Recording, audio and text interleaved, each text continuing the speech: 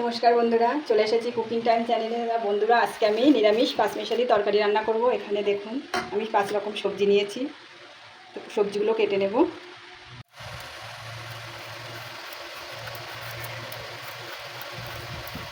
বন্ধুরা, গরম পড়ে গেছে। আমি উনুনে রান্না করে দেখাতে পারছি না আপনাদের। আমার যেহেতু আলাদাভাবে রান্নাঘর নেই,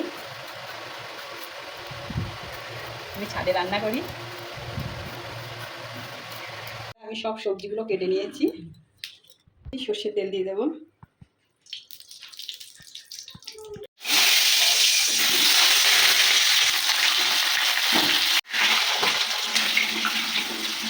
শুকনো লঙ্কা ফোড়ন দেবো, পাঁচফোড়ন দেবো, তেজপাতা দেবো, আদা জিরে বেটে রেখেছিলাম দিয়ে দেব। সবজির মধ্যে আমি কী নিয়েছি, এখানে কাঁকরোল, কাঁচকলা, মিষ্টি কুমড়ো, সজনে ডাঁটা, আলু, পটল আর বাদাম আছে। ওটা দিয়ে দেবো।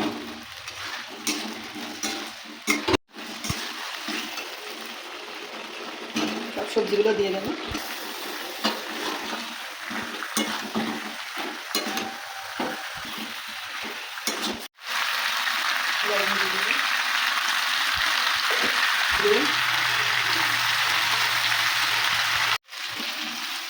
এই যে বন্ধুরা দেখুন, আমি খুব ভালো করে কষিয়ে নিয়েছি।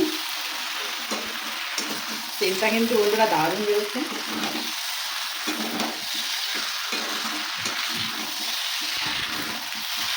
এটা ভালো করে কষিয়ে নিয়েছি, তার জন্য আমি বেশি জল দেবো না, অল্প পরিমাণে জল দেবো।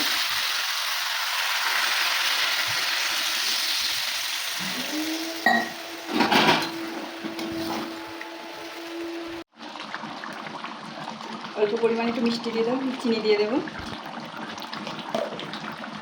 একটু শাহি গরম মশলা দেবো। দেখুন তরকারিটা কিন্তু হয়ে গেছে। এবার আমি একটু ঘি ছড়িয়ে দেবো, যেহেতু নিরামিষ। 1 চামচ ঘি দিয়ে দেবো। তরকারিটা হয়ে গেছে, এবার আমি ঢেলে নেবো।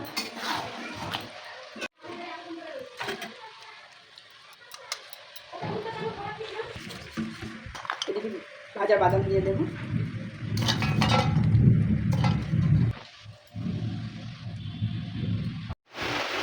এই যে বন্ধুরা দেখুন, আমার নিরামিষ পাঁচমিশালি তরকারিটা রেডি হয়ে গেছে। এই যে তা দেখি বন্ধুরা খেয়ে কেমন হয়েছে। দেখতে কিন্তু অসাধারণ, যে সেন্টটাও কিন্তু দারুণ বেরিয়েছে।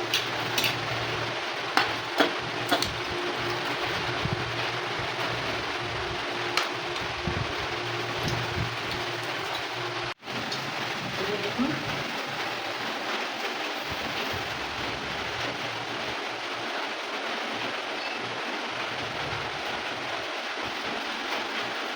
এটা কিন্তু সত্যি বন্ধুরা দারুণ হয়েছে। তারপর বাড়িতে এইভাবে পাঁচমিশালি তরকারি নিরামিষের দিন রান্না করে খেয়ে দেবেন। খেতে কিন্তু এই দিয়ে মাছ মাংস ছাড়া এই যে একটা আমার খাওয়া হয়ে যাবে।